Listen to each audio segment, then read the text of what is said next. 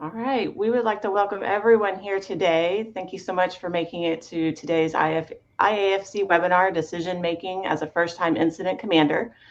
We have a great program planned for you today. We have Tony Young from 1-800-BOARD-UP here, as well as Chief Salka, who will be delivering today's presentation. Real quick, we have some housekeeping items for you. Your microphones have all been muted.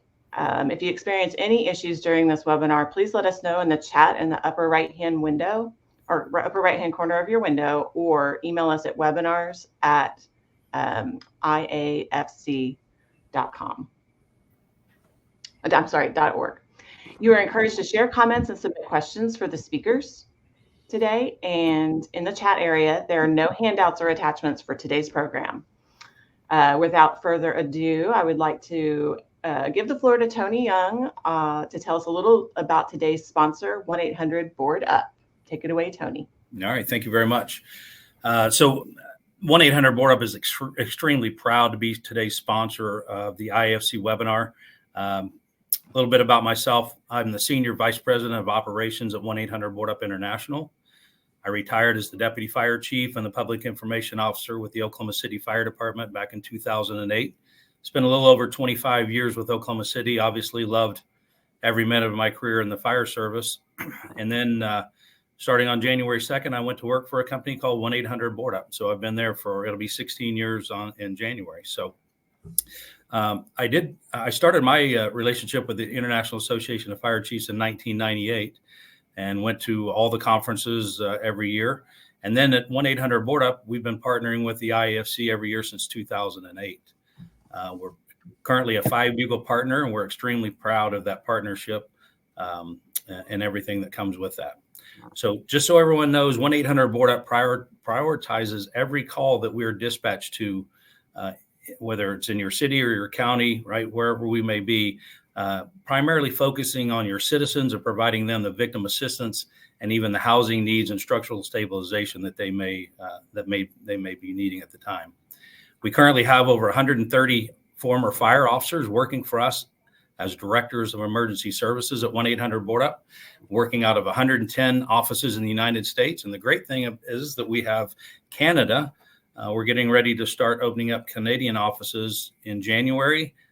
Over the next 2 years, we look to open up close to 43 new 1-800-BOARD-UP offices there. So if you have a 1-800-BOARD-UP office in your area, please feel free to reach out to our directors of emergency services there and see how we can help you with your fire department, charity events, firefighter training events, and then also your citizens in need. So with that being said, enough about the sponsors, right?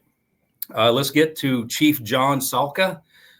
Chief Salka was the battalion chief at the New York City Fire Department. He's retired with a 40-plus year veteran of the fire service. He served with FDNY for over 33 years, the last 15 as a battalion chief in the 18th Battalion in the Bronx.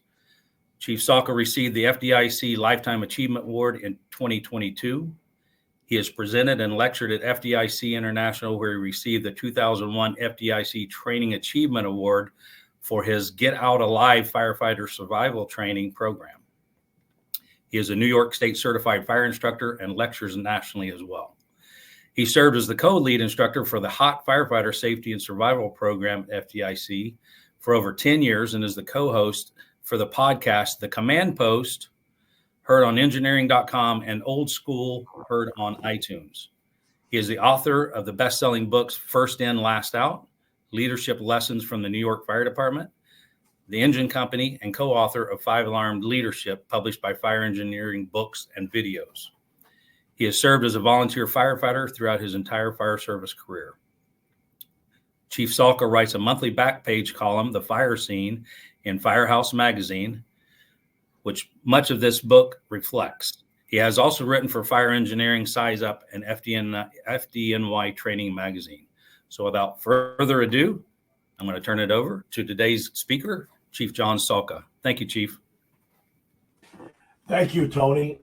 And first of all, thank you and congratulations on your 16 years at your second career, which is always a good thing to do, especially if you retire early. I'm not saying you didn't, but I certainly did.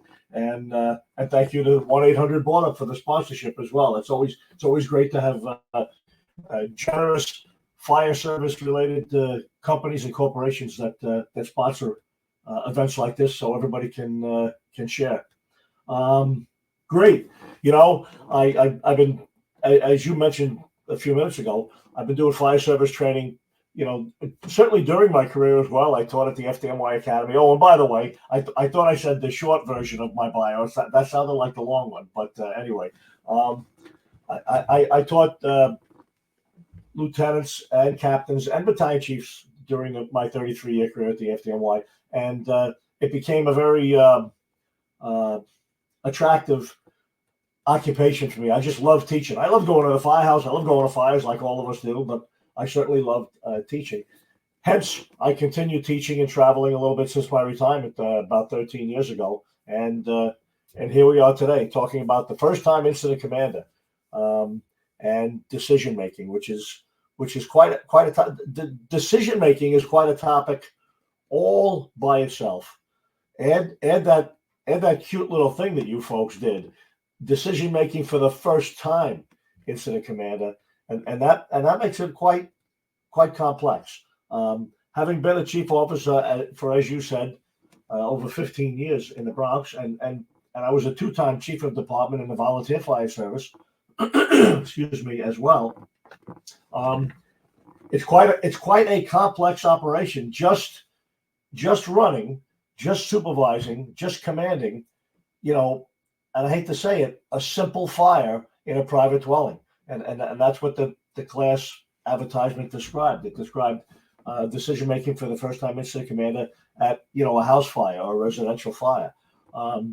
So even sometimes a 1 or 2 room fire in a 1 or 2 story private dwelling on a half an acre with no chances of extension to any other buildings, it can still be a very challenging operation for everyone involved. Having been a firefighter and a company officer, like many of you listeners are, we know that's a challenging operation to start with, and then add a first-time incident commander to the mix, and that makes it a little bit more complex. So let's talk about a couple of things. Obviously, decision making in and of itself, you can look it up, and I must tell you, I did not look it up, because once you look it up, then you write a definition, then you remember it, and then all of a sudden, I'm reciting Webster's explanation of what decision making is. Obviously, decision making is a pretty basic skill. It's pretty simple. Let's say you're making some decisions.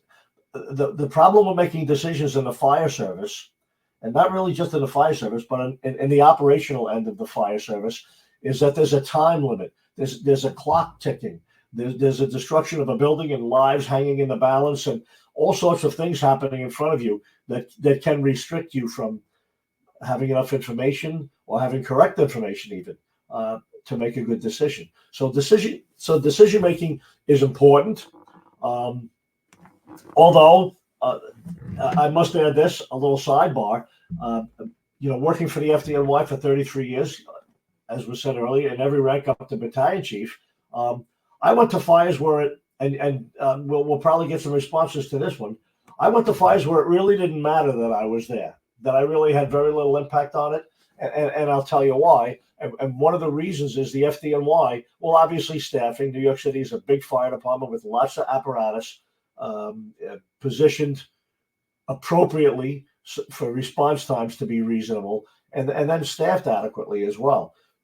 Secondly, the FDNY has not only unit assignments, first due and second due engine each have an individual assignment, first due truck and second due truck each have an individual assignment, and then, or area of operation, and then each of the 4 or 5 or 6 firefighters and officers riding those rigs also each have a specific place to be, specific tools to carry.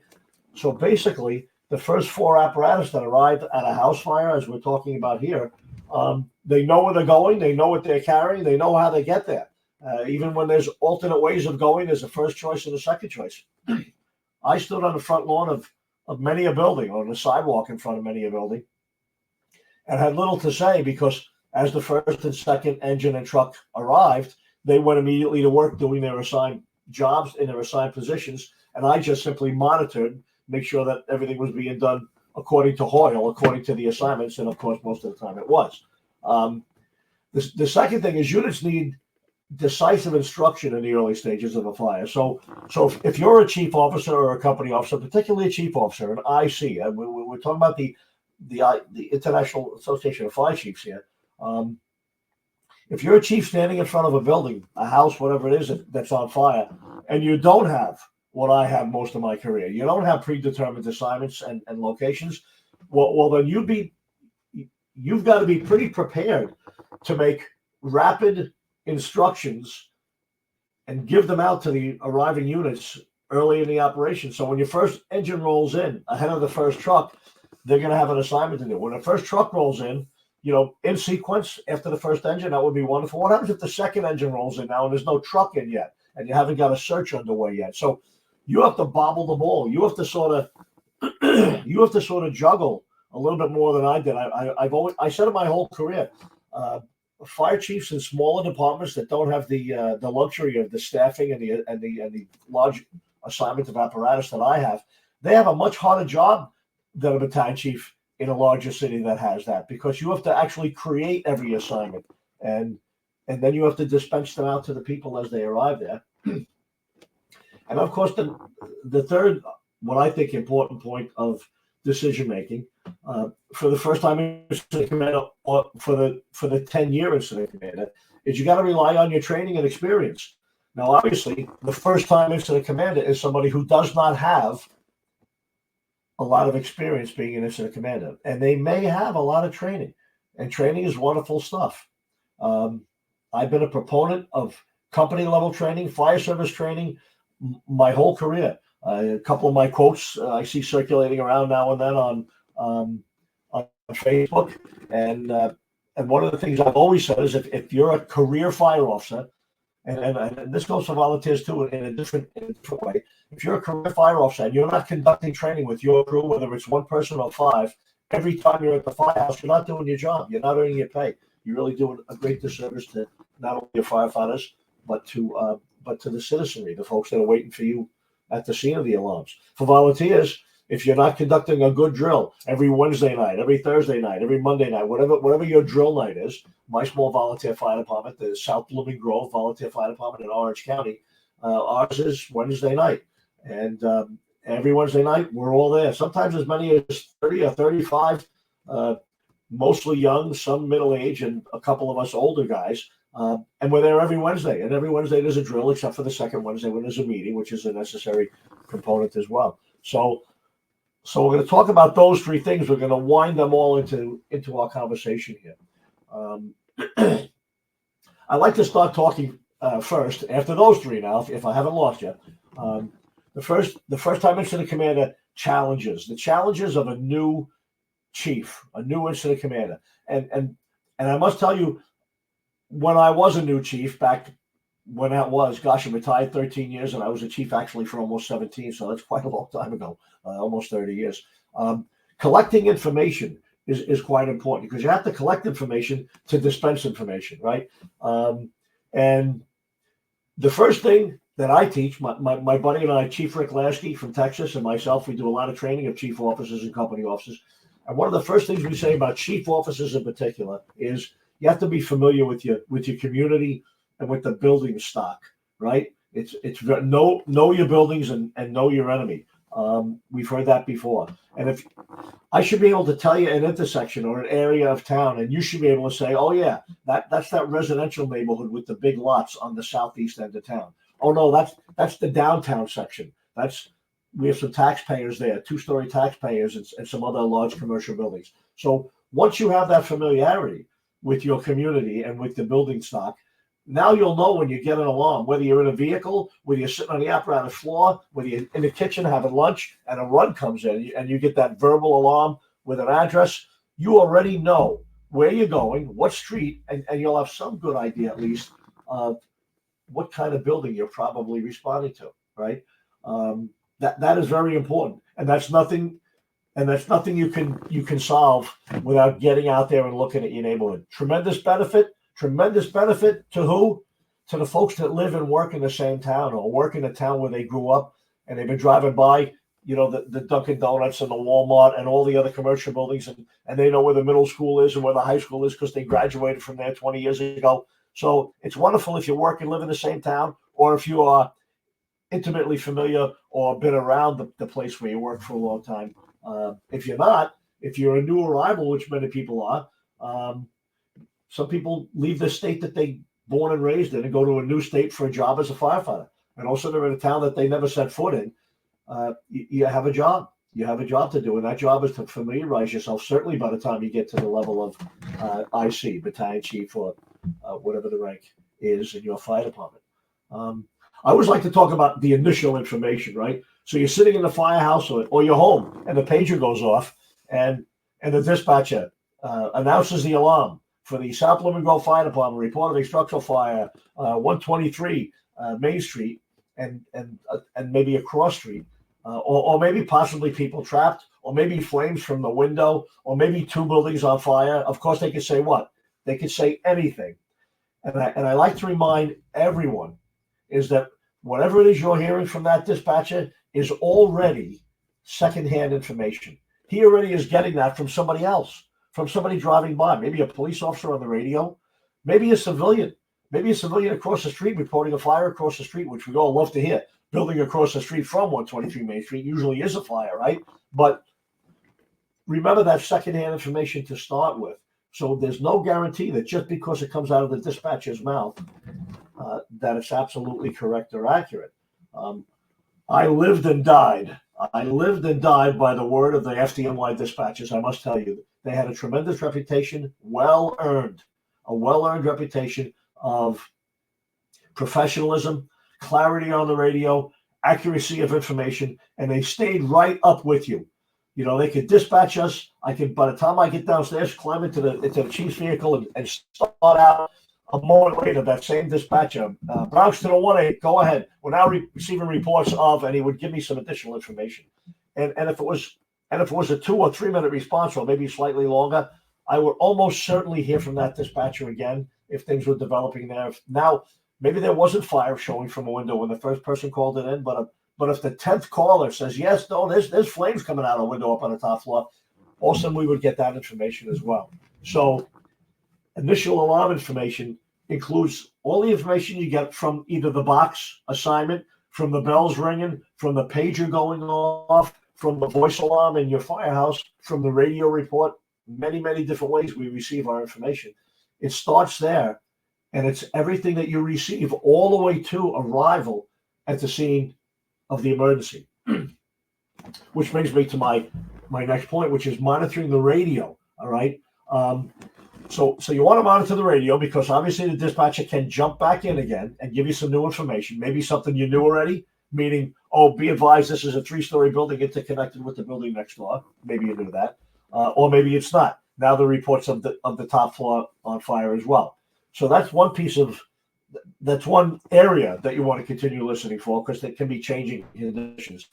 The second one is just because you're the IC doesn't mean you arrive first. As a matter of fact, I must tell you, many of the fires that I responded to in the 18th Battalion in the Bronx, I was maybe the 4th or 5th fire department unit on the scene. There might have been 2 engines and 2 trucks there ahead of me. Certainly there's an engine and truck ahead of me, unless I respond with the engine and truck that I'm quartered with, 45 engine and 58 truck.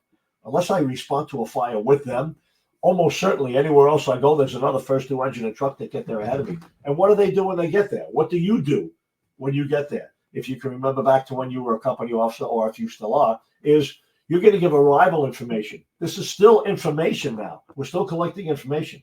Engine 48 to Bronx, urgent, go ahead. All right, we got a 1075. We have fire on the 2nd floor of a 6-story occupied multiple dwelling. So now I know 48 is on the scene. I know we have a 6-story building. I know what floor the fire is on, and I know we have a working fire. So that information to me is now going to assist me in further developing my strategy for when I get to the scene of the emergency or the fire. All right, that's quite important, and that is firsthand. That's not secondhand information. That's the fire officer standing in front of, or arriving in front of a fire building, giving his report saying, "I'm looking at a 6-story building, fire on the 2nd floor of the, et cetera, et cetera." So that's always very helpful that you didn't get it from a civilian to a dispatcher, from this dispatcher over the radio to you responding or to your pager. Okay.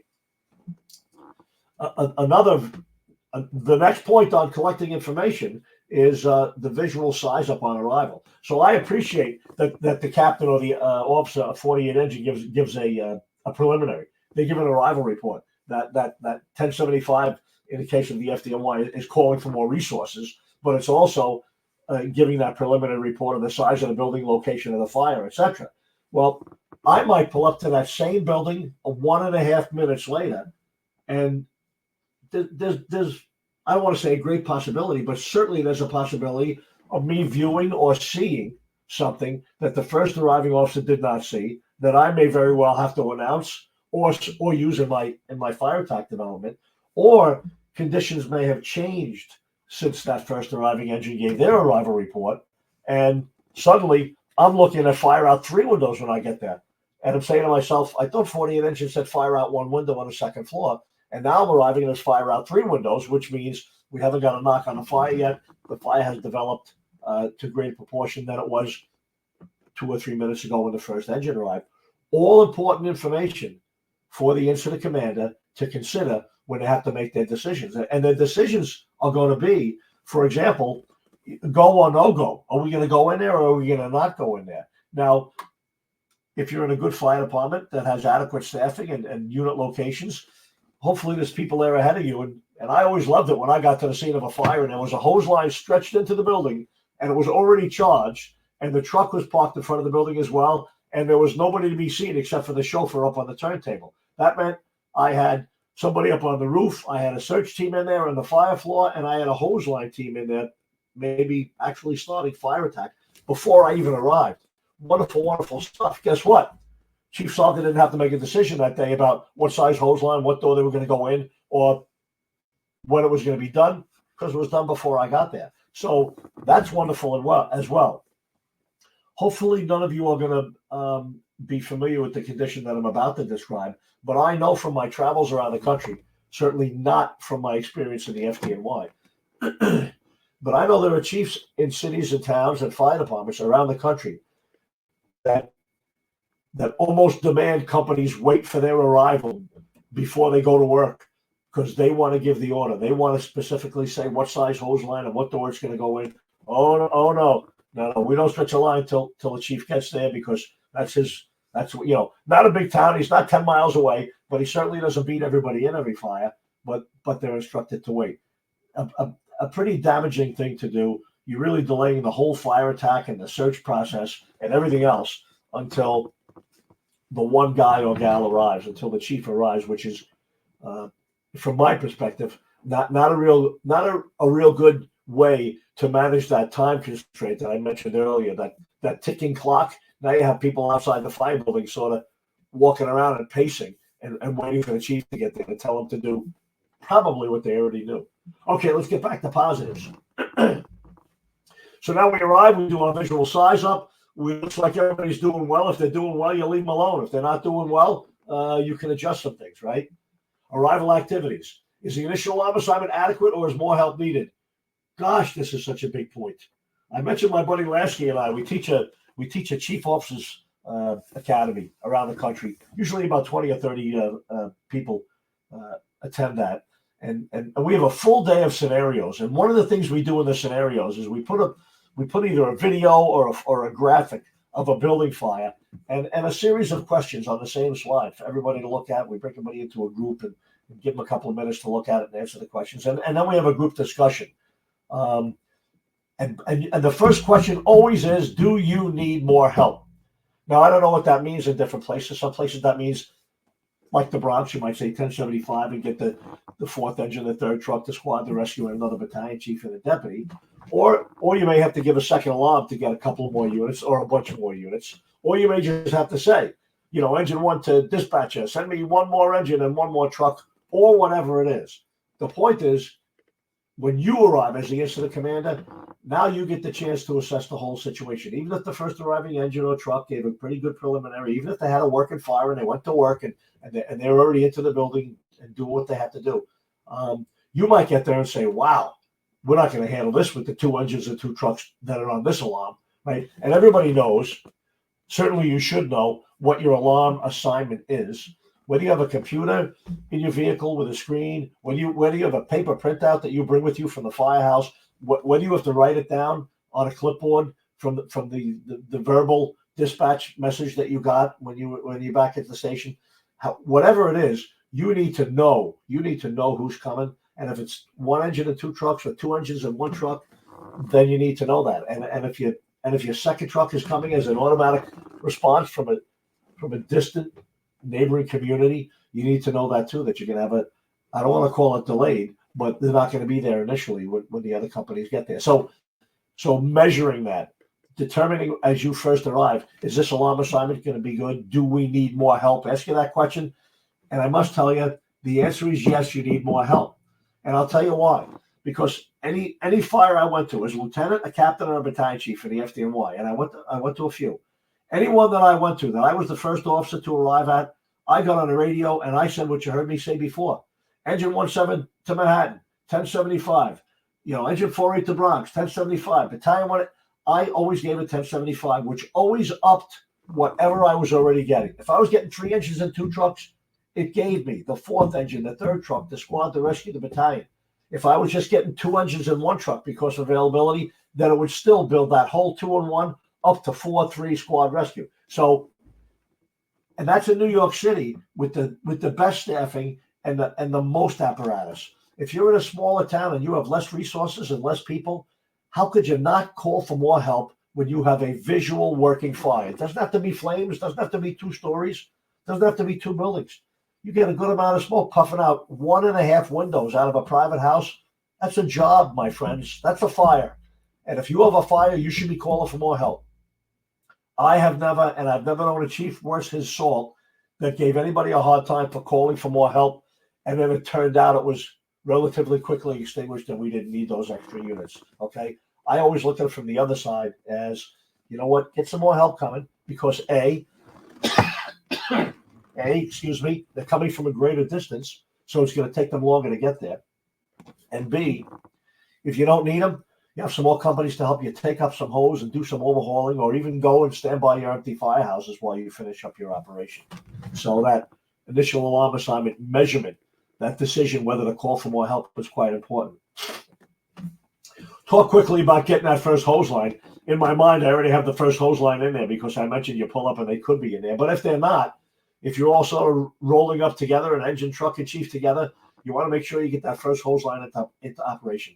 And we want to make sure we get it done. Say it wherever you're sitting right now. Say the word fast and quickly. We want to get that underway right away. I watch videos once in a while on YouTube and elsewhere, and I see guys sort of like lumbering around the engine, trying to figure out what line to pull, and they pull a couple of lengths off and drop it and go back to do something else. And I'm saying to myself, this must be a training fire. And it wasn't. It was a real fire. And I admit you shouldn't be running around certainly excited like the people that own the building, but there should be a bounce in your step when you arrive at a working fire. And if you're the engine company, that line should be the first thing pulled. There should be a driver or an engineer or whatever you call them, chocking the rig and connecting it and getting it in pumps.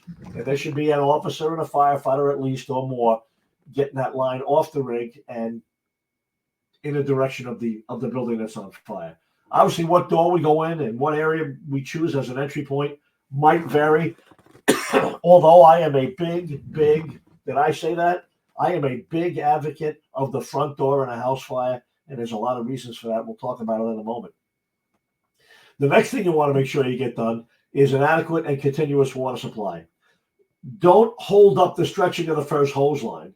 Do not hold up or delay the charging of the first hose line because you don't have a supply line stretched or dropped or charged yet. Those are all important things that have to get done, and maybe your company will help do it, or maybe someone else will do it, a second arriving engine. But by golly, if you arrive with 500 or 750 or 1,000 gallons of water in a house fire, you should be fighting fire. You should be fighting fire.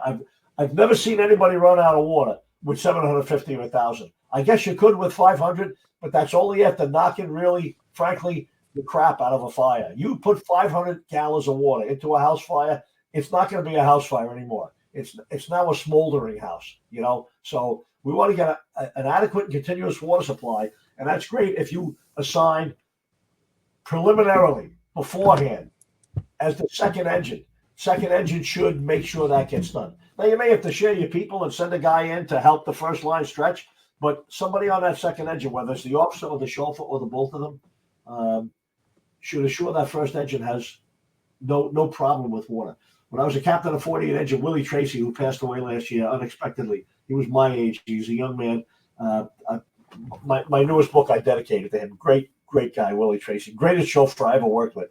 I'll tell you what, I didn't know where he was when we went to a fire second due. He was out of that rig, backing up, dropping lines, doing all sorts of stuff, always trying to help that first engine. Very, very important. Obviously, where is water, right? What is at the top of the pile at firefighting? All right. The next topic that I really want to stress this second topic because I travel around the country, as I mentioned earlier, doing all sorts of programs on grit and firefighting and roof cutting and truck work and command and officer training, all sorts of stuff. And I ask the question all the time to people, and I'm going to ask the folks that are listening today, how many civilians die in America every year in fires? And I must tell you, a great percentage of them die in homes because obviously that's where most people are. And I got to tell you what the answer is. The answer is the last couple of years, closer to 4,000 than to 3,000. And for many, many years back, 20, 30 years, 3,000. 3,000 people die every year in America. I don't know. That doesn't sit well with me. And I see lots of people at fires that stretch a second line into a building where there's no apparent need for it right away. And don't get me wrong, anywhere I had a fire where I stretched one line, I always had a second line brought to the front of the fire building, but I had a search team in there ahead of that.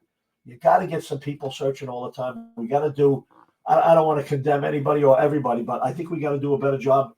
And I think if chiefs take the bull by the horns and get a search team in there as soon as possible. I don't think, and I hope that you don't have to have a hose line to go in and do a search. And I know a lot of people feel safer searching with a hose line than without it. Again, in New York City, trucks go in all the time with a 2.5 gallon extinguisher. Up in Chicago, they go in there with the pump can, and you can bring some water with you for little situations where you have to knock a door down to close it or to protect yourselves. But getting a search team in there is quite important. And if the incident commander keeps it at the top of his decision-making totem pole, I think it's going to happen earlier. All right, searches are quite important, and that's as few as 2 people. So you have a hose line in there already. 2 and 2 outs already been satisfied. We're going to talk about RIT in a few minutes. You can send a 2-person search team in there to search the immediate fire area, and then obviously outward from there. Very important. Another part under arrival activities is get a preliminary report to the dispatcher. Some people have that, some people don't have it, and it has nothing to do with paid, career, volunteer. I've been to plenty of places where, 5 or 10 minutes, depending on what the powers to be have decided, they get a preliminary report to the dispatcher of what's going on. I always did that as a battalion chief. I thought it was quite important. It wasn't that first report. It wasn't that first report of 48 engines saying, urgent 1075, I have fire on the second floor of a 6-story occupied. What it was the first thought through report by the IC. So in this case, the incident commander. After a couple of minutes on the scene, I would give that. I was fortunate enough in the FDNY that the dispatcher had the stopwatch. And the dispatcher would be able to say, Bronx to the 1-8, preliminary report is due. And he'd be waiting for that report and remind you, we want one. So, of course, I was able to give that. And you could give a preliminary report very quickly, very clearly, in just a couple of sentences. Can continue to use all hands. We have fire on the second floor of a 6-story occupied multiple dwelling. We have 1 line stretched and operating. Second line is being stretched. Primary searches on the fire floor are underway. Roof has been opened. Smoke condition is heavy, but we're dealing with it, and we're going to continue with all hands. I don't know how many words I said. If you measured that, it's not a whole bunch. It's one long sentence, but it gives the dispatcher and who else gets some information out of that. All the other folks that are listening, maybe the companies or departments that haven't responded yet that are thinking, gee, we might go to that if it gets to the next alarm or if they need another truck or something like that. So giving a preliminary report is always good. And the direct benefit to the IC, particularly the newer or the first time IC, as we're talking about here, the next benefit to that is that it makes them review. It makes you as the incident commander review your conditions before you say them. Otherwise, what would you do? You might not think about, gee, oh, that secondary search is not underway yet, or gee, we didn't get anybody up to the roof yet. So that's a great habit to get into. It's really should be a policy of your fire department or your dispatch system to have, preliminary and progress reports. All right. Again, type of building, hose line stretched, something else being stretched, primary search is underway, or it could be primary search underway and complete. Secondary search now underway. So we still know, okay, good, the primary search is done. There are no victims and there is no additional locations of fire. Next, next category or topic is the evaluation process, evaluating progress intermittently during the course of the fire. A big, important job for the IC. Again, I have to reiterate, for the first time guy, for the first time gal, for the first time chief in front of a fire, this is something you definitely want to do because it impacts so many of your other decisions. Now, when you're doing an evaluation process, when you're looking at, gee, are things going well? Now, some of it's visual, which is why you should be out in front of the fire building. and I must apologize, not down the block in a vehicle, watching the fire or looking at your computer or playing checkers or whatever people do inside the vehicle. You should be in front of the fire building, observing that building. That is the stage. That is the area of operations. And I always was watching the front of the fire building. Number one, there are no other people watching the front of the fire building. The rest of my people, if they're firefighters worth their salt, they're inside fighting the fire or making searches or they're up on the roof. That's first of all. Secondly, if you're watching the front of the fire building, you might see some things that no one else sees. And I have a couple of pictures that I use in several of my programs that show the chief in front of a building and visual fire from where he's standing, and nobody else is even in the picture. Everybody else, you can look through the windows and see them inside. So that that evaluation process starts with that visual, standing in front of the building and watching the progress or lack thereof. Both of those things happen. If you've been the chief for any amount of time at all, you've saved a couple of great buildings and you've burned a couple of bad boys down. That's the fact of it. There's a couple of beautiful black parking lots in the Bronx with my name on them that used to be buildings, and we just didn't have it that day. The building beat us, the fire beat us. So the evaluation process is important because that's your chance as the incident commander to decide to call more help. We talked about calling more help initially a few minutes ago. On arrival, you may need more help and say, wow, 2 engines in a truck ain't going to do it. Well, guess what? Now we're 5 or 10 minutes into the fire. You're giving it another look and saying, you know what? This isn't going well. Battalion 1 to Engine 2. Go ahead, Chief. How are we doing in there, Engine 2? It's holding us back. We're not getting the fire down, but we got more to go. And the answer might be 10-4. I still see 3 windows of fire in the rear of the building. I must admit I did that one time, and turns out it ended up being 45 Engine, which is the place that I spent a lot of time with after I became a chief. But I was a captain at the time, and I was acting battalion chief one day in the 18th Battalion, where I eventually spent my whole time as a battalion chief. And 45 Engine was making a real nice knockdown on a corner building. I think it was Southern Boulevard and, I forget the cross street. Good job on a lower floor of a 6-story building, and they knocked 2 or 3 or 4 windows down really quickly.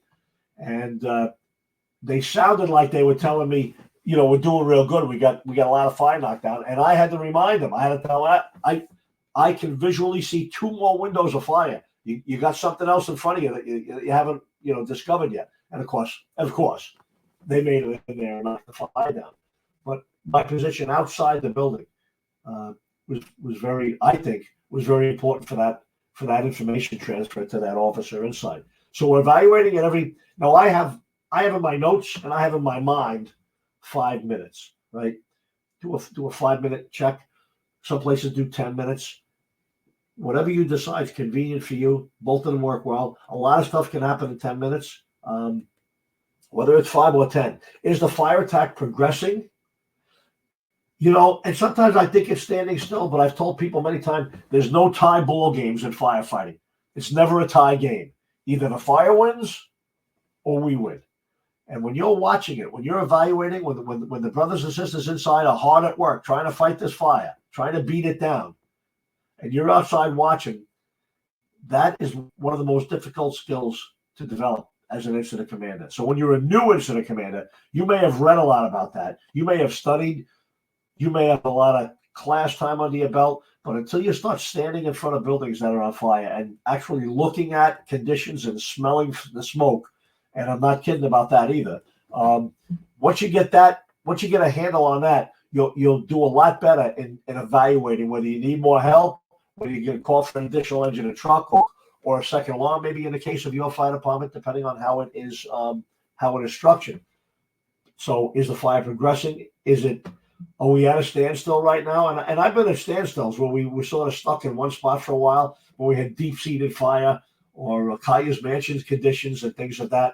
Or are you losing? If you're losing, it's easy, unfortunately. If you're losing, you keep calling for more help. And sometimes you can catch up to the fire, right? Another evaluation that's got to be done is your search team has to be not only evaluated, but actually you're going to have to contact them and ask them for progress reports, individual search progress. Because for those of you that have conducted searches, or for those of you that have supervised companies conducting searches, sometimes the search becomes the sole focus of the team, and reporting their results or the conditions they're finding, sometimes that gets put on the back burner. Sometimes they start thinking to themselves, gee, I'll report that when I get done, but right now I got to get to the next room. Right now I got to get out to the hallway. Right now I got to get to the next floor. And those are all valid points. They are things that have to get done. But you should train your folks. You should train your truck people or whoever's doing the searches. You should train them to provide search result reports as soon as possible. Having said that, if your people are going to give search result reports, that's wonderful, right? Ladder 5-6 to command. Go ahead. Primary search on the fire area and the fire floor is complete and negative. We're gonna head up to the second floor now. 10-4 ladder 5-6. So now on your command board, you can put primary search negative. Your next radio report, that's gonna get inserted into that report. Primary search complete negative on the fire floor. And now you know your company is proceeding to the floor above this house to do a search on the second floor. Again, depending on what time of the day it is, what month of the year it is, that may be the route that you take. But the important part is you may not get that transmission from ladder 5-6 or from ladder 2. You may have to call them. You may have to say command to ladder 3. Ladder 3, it's going to be a muffled voice. It's going to be, he's under duress. He's in there working hard. He's probably breathing difficultly. Ladder 3, go ahead, command. How's that search going? And now you want to report from him. I don't know what he's going to report because he hasn't reported yet to you. I don't know if he's waiting to finish a room and he's not done yet. He may still say, we're still in the first room. The search is still in progress. Or he may say, we finished the one room in the front and now we're in the rear bedroom, and the front room is negative. So you may have to sort of prompt them. That's a big job for the incident commander, is to keep track of your own issues that you want answered, your own questions that you want answered. And if you don't get the answers from the companies while they're doing the work, then you reach out to get the answers. How's the fire? Is the fire knocked down yet? Do you need more hose? Do you need more water? Do you need a backup line? How's the search going? Is the primary complete negative? How many rooms are done? What room are you working on now? Obviously, you're not going to ask all those questions all at once, but they all have to be asked if the information is not forthcoming from the units that are working in the building. Another thing under evaluating progress is assure adequate reserve units have arrived.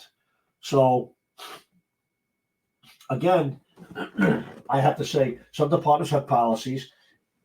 FDNY has a bit of a policy, but most chiefs can, I don't want to say pretty much do anything they want, but there's just a few things you can't do. In the old days in the FDNY, chiefs used to call an additional engine and truck, additional engine and truck, additional engine and truck.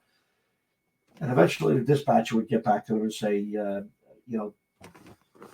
Battalion 9-1, be advised, you now have a second alarm assignment there, even though you're only using all hands, because you haven't transmitted a second alarm yet, but you kept calling units, and they add up to a second alarm. No longer allowed to do that in the FDNY. Now, no matter what you got, you can call an additional engine and truck if you'd like, and that's all. And that's all. Now, if it's for overhaul, if it's after the fire is knocked down or under control, you can call trucks all night long. But if the fire is still doubtful, if you're still fighting the fire, trying to gain control of this fire, you can't call more than an additional engine and truck. And if you need more help after that, and that's just fine if you do, then you have to transmit the next alarm. And I think that's a wonderful rule, and it stops everybody from doing the Chinese menu thing. You know, I'll take one of these and one of those. I'll send me an engine. I'll send me a truck, and then 10 minutes later, send me a tower ladder. Instead of doing that nickel and dime calling for units, instead you call for an additional engine and truck, which I think I would have to ask my aide. I think I pretty much called an additional engine and truck for almost every fire. And why is that? Why would I do that? Why would a chief in the 18th Battalion, where I have probably 4 engines, 3 trucks, a squad of rescue, and 2 battalion chiefs and a deputy, all those people are at the scene of my fire working, and I still call an additional engine and truck? Why? Because I still want a team. I still want a couple of units immediately available and unoccupied, unencumbered, not putting ladders up, not helping stretch the second line, not down the block at a hydrant trying to solve a water supply problem. I want an engine and truck immediately behind me, practically pulling on my coat saying, Chief, you need us yet? Chief, do you need us yet? That's what I want. I want to get somebody close to the building, which brings up another side topic. Now, if you go to a third alarm in the FDNY, not a second, but if you go to a third alarm, eventually you get a staging area is going to be established by either the chief or the dispatcher, a block or 2 away. Third alarm units are going to respond there. You'll have a chief there as well, staging area chief, and then you'll call him, right? Command to staging, go ahead. Send me an engine and a truck. Make sure the truck's a tower ladder, 10-4. And he'll send them from a block away down to the fire building. We don't do that for the all hands fire, for the 1 alarm fire, for the 2nd alarm fire. So most of the time when I call additional engine and truck, they are literally right behind me, standing behind me, within voice range. So they can speak to me, I can speak to them. Something pops up real quick. They may see something because now they're outside the building beside me. Or I may see something or receive a radio report of something that I need addressed immediately. Now, obviously, if I didn't have an additional engine and truck on scene, I could reach out via radio to a unit in the building and say, Ladder 18, you got 2 guys you can spare for a minute. We got to check the rear for something, right? The report that the garage is now on fire in the rear of the fire building. However, if I have an additional engine and truck, I got a whole unit right behind me with an officer that I can dispatch. Hey, 26, did you get that? Did you hear that transmission? Okay, good. Take your unit to the rear yard, please. Check out that garage. And when you're done, and this is important, don't fail to do this. Now, this is me talking again. And when you're done, I want you back out here. I want you back in front of the fire building.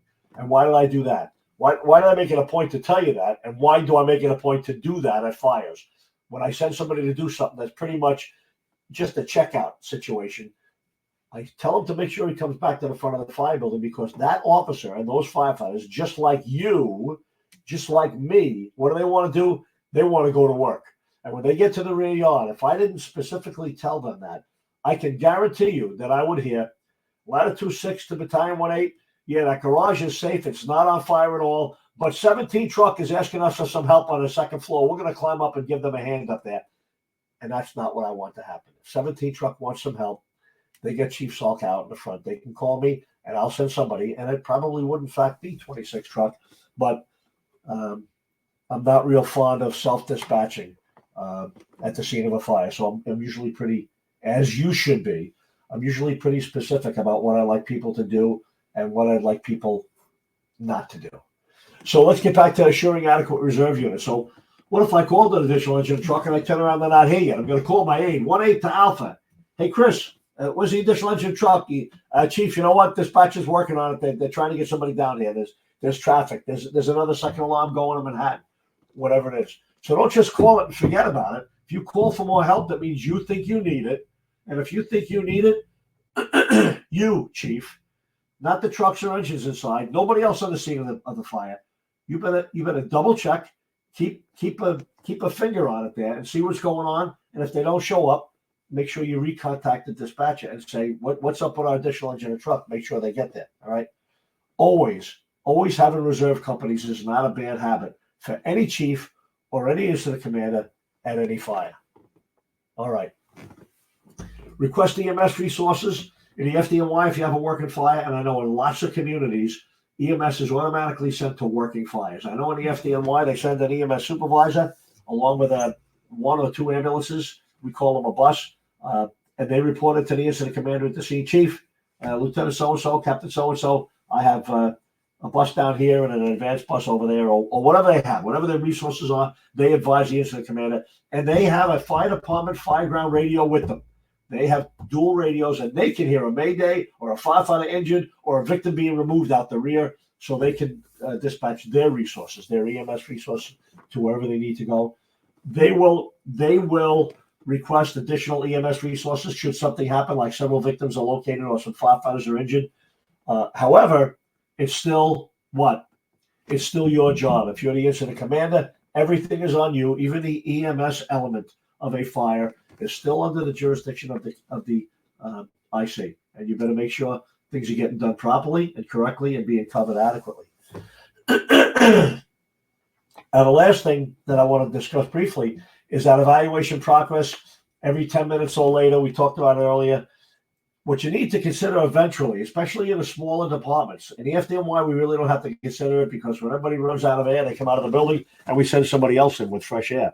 Unless you're a rescue or a squad company and extenuating circumstances, most of the time in the FDNY, you do not put a second bottle on and go back in most of the time. We have not quite unlimited, but we have plenty of everything and we can call more.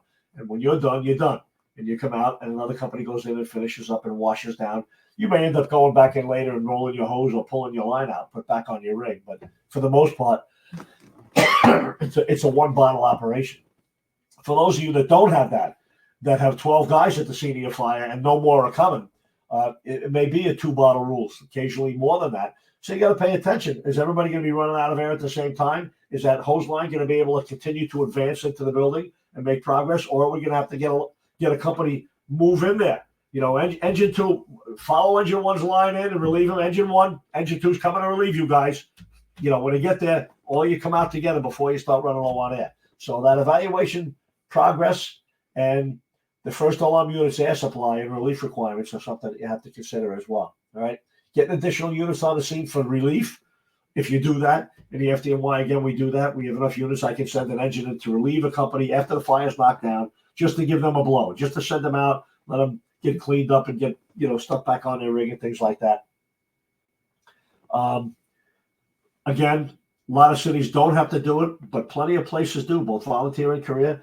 If you're out and your 3 stations are all engaged, even if you leave one engine available, for the rest of the city, a lot of times stations have to be covered. I always thought that was the jurisdiction of the dispatcher. I thought they were in a much better position to figure out what places need to be covered or not covered and look at the bigger picture of a whole town or a whole county. But a lot of departments still stick with the chief runs his own place and he'll decide when he wants somebody to be in there. I was never a big fan of that, but nobody asked me. And the last thing that I mentioned is the scale down or the stabilization of an incident. I've seen lots of places that can escalate and pull people in really quickly, and they have a tremendous problem getting rid of people. They have a tremendous problem saying, take your line up, take up, return to quarters. People end up lingering at the scene of a fire sometimes longer than they need to, which ties up resources and ultimately delays the rehab of the firefighters too to get back into shape for the rest of their shift or to cut loose your volunteers to go back to their jobs or their homes or wherever it was they came from. So I don't know if we have any questions or if anybody's around asking questions, but I'm certainly able to do that now.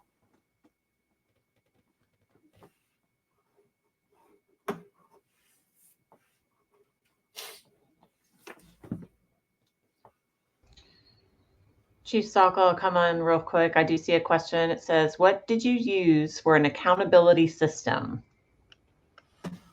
Okay, what do we use? Well, I can answer that in 2 different ways because I'm a past chief of the volunteer fire department here where I live. We use the old-fashioned tag system, 2 tags hanging on the helmet or the coat. Everybody's got their picture on there, their name, their ID number, their interior, the fact that they're interior or exterior, which is a reality in some fire departments. New York City has quite a different system. It's a dual system. The old system that I used to use when I was on the job, they were just changing it over when I retired, was really just a paper riding list. It was really just a piece of paper, no bigger than this, and it had the officer's name and the firefighter's names and the shift and the tour and the date. And you had a copy in your pocket as the officer and another copy on the apparatus.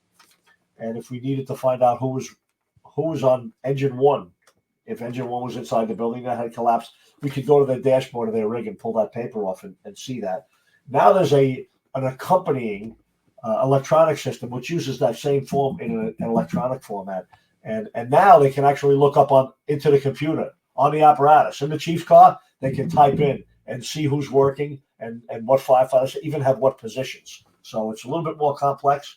And there's even more complex ones than that. I have a screen that show where the firefighters are on a map on a computer screen out in front of the building. So you can actually almost pinpoint where a down firefighter or a trap fire is inside the building. Chief Stalker John Buckman. Hello, John. Boy, I tell you, I am so embarrassed that I would show up late, but I'm so glad that Better late than Candace, never. I'm happy to see you. yeah, well, Candace took care of me and got you started. And We she did a certainly do wonderful appreciate- job. Wonderful job. I think we're going to hire her for the next one. Okay, well, I do want to express our appreciation to 1-800 Board Up for also sponsoring this webinar. I did not, but I know the audience, you had a treat here listening to this man talk, because he's been there, done that. He's played a battalion chief on FDNY, but he's a real battalion chief on Chicago Fire one day. For 1 minute. I think I was on for 1 minute, John. 1 minute. But he has so much experience and so much wisdom. It's surpassed knowledge. And so I know one of the things you kept saying, I want to relate to the volunteer and combination system, is having an aide. I don't care if you're in the most rural area. If you're running an interior suppression incident command system, you need an aide. Get mutual aid to provide command with an aide. I had it when I was there. I would go do it with other departments, and they appreciate that. You're not trying to take over, you're trying to support them. So I know Chief Stalker mentioned that in the parts that I was listening. So again, I would tell you. And John, now that you mention it, that's something that your exterior firefighters might be able to do, because we have several of those in my volunteer department, and they're not all young kids that are not yet trained up yet. Some of them are older guys that maybe used to be interior and they have some experience. You know what? Grab one of them. Billy, come to the command post with me. And suddenly you have another whole set of hands to get stuff done. Yep, I just second the value of that aid. Because you have two eyes and you can't see everything. And that aid, whether they're interior or exterior, can give you another set of eyes. Absolutely. So we do have a question, Chief, on what are your thoughts about putting your original RIT assignment to work and then requesting an additional RIT team? I can tell you what I did. I put my RIT to work if there was something. Obviously, they could go to work as a RIT team. Forget that. That's a deployment, right? But put them to work at something other than RIT would have to be really bone-chilling. It would have to be really. Now, again, for me, I'm spoiled. I got a bunch of people at the scenes of my fires, 49, 59 people at a one-alarm fire. I can easily say, 38 truck, get me two guys at the exposure 2 right now. Start heading over there. I'll tell you what you got to do when you get there. And it's going to happen. If you're in a smaller department, or like I say, if it was my volunteer department, there are no extras. There are no extra guys anywhere. So sometimes you got to send a fast truck in there. You just got to be very careful, because I'll tell you what, and we all know it, just from looking at the close calls and even a line of duty desk, sometimes in the smallest one-room fire, it looks like an uneventful house fire. We're going to be out of here in an hour. All of a sudden, boom, something happens. A guy goes down, or a young kid gets separated from his officer. And now your RIT team is jacking around doing something maybe that you didn't need to. So my answer is, yeah, that's fine to do. But if you're the incident commander, you better really ask yourself that question very carefully. How would I explain this, what I'm about to do, if somebody goes down a minute from now? Ask yourself that question. If you feel comfortable, do it. If you don't, then whatever needs to be done is going to have to wait. Yeah. We got another question from our audience, Chief. And do you have a checklist or a list of responsibilities for your aide? Yes, and I'll tell a short story. So I'm sitting up in my office one day. My feet are up on the desk. The day tour is almost over, but I'm going to work the night tour as well. The television's on with the military channel or something, and a firefighter arrives at the door, and he knocks on the door, and I look up, and it's one of the guys from the truck. And he says, "Hey, Chief, it's you and me tonight." I said, "Oh, that's right. My aide is on vacation. So you're going to work, you're going to be up, you're going to be the aide tonight?" He says, "Yeah." I know him, and he knew what to do, because occasionally a guy will come up and I'll tell him, "No, you're not. Go tell your office to send somebody else," and I'll throw him out of the office. But this guy, in this case, knew what he was doing. He was a senior guy. And he said, "So what do you want me to do?" I said, "Do you see what I'm doing?" And I just told you what I was doing. I was sitting there with my feet on the desk. I said, "Do you see what I'm doing?" He said, "Yeah." I said, "You do everything else." So there's my checklist for the aide. The aide does everything. At the scene of a fire, the aide is my, number one, he's my communications coordinator. All I do is talk to him. The way our radios are set up, our handy-talkies only talk to other handy-talkies, not to the dispatcher. So I'll say 1-8 to Alpha, transfer to the second line. 1-8 to Alpha, get me an additional engine and truck. Or he'll call me and say, "Hey, 1-8 Alpha to 1-8, dispatcher says there's report of smoke on the 4th floor now." So he's my communication coordinator. He's also my occupant locator. So if we're at a fire in the 3rd floor apartment, I have no idea who lives there or what their name is. He's finding out on the street while I'm supervising operations, and all of a sudden he'll tell me, "Hey, Chief, I got the occupant here. It's her and her husband. They're the only 2 people that live there. They're both out here on the street. 10-4." So now I know the occupants are out and who lived there is accounted for. And then occasionally he does assignments for me too. If we have a good fire going and I get companies arriving and I have assignments for them, he'll greet them. He'll meet them in the street, say, "Chief wants you guys have exposure too." And of course, even though he's a firefighter, he'll be obeyed. The companies will know that he got his instruction from me.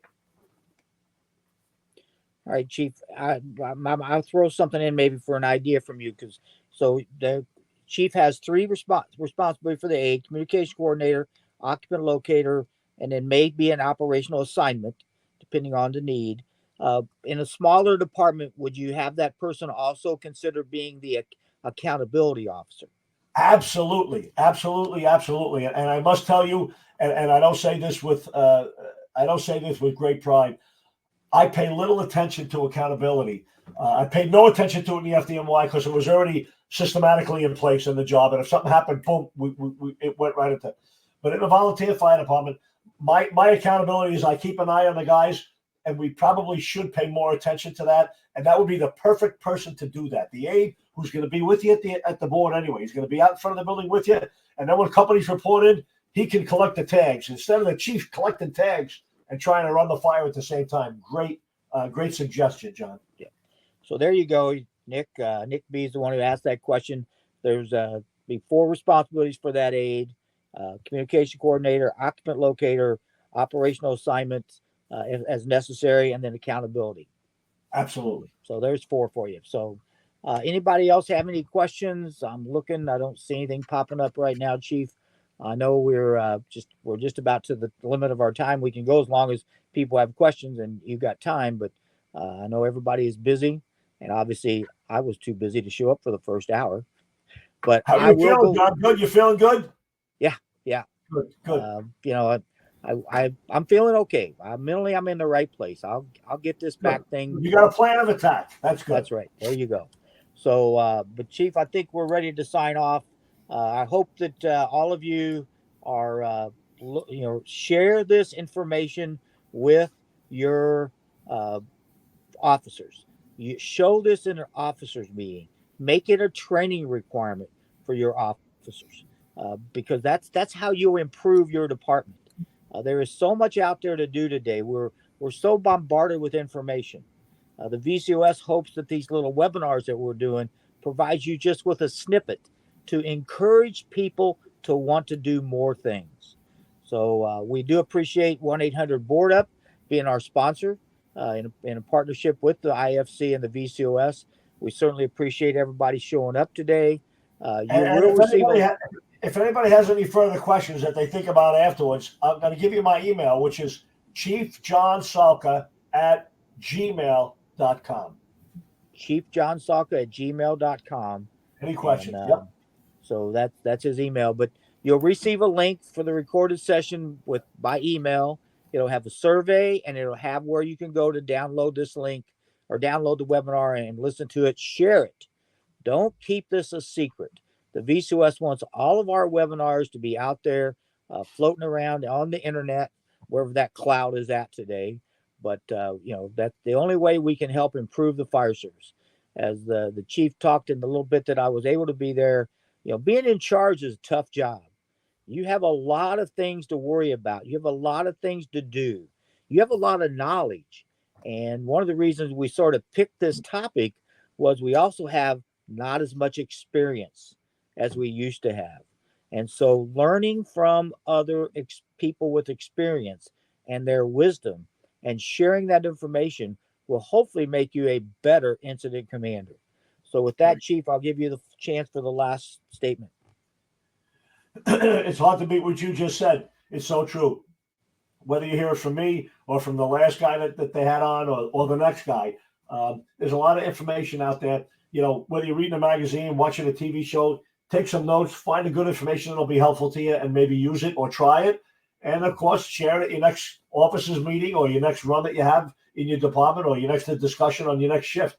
It's if you keep it to yourself, you're not helping anybody. Just share the information with everybody and somebody else may be able to use it as well. All right. Well, with that, again, I want to thank everybody for attending. I want to especially thank Chief Socka. We know he is busy, so we certainly appreciate you putting this together and presenting it to our attendees today. So we'll sign off with that. Thank you very much. God bless each and every one of you and have a Merry Christmas. For sure. Take care. Bye-bye. Thank you. Bye-bye.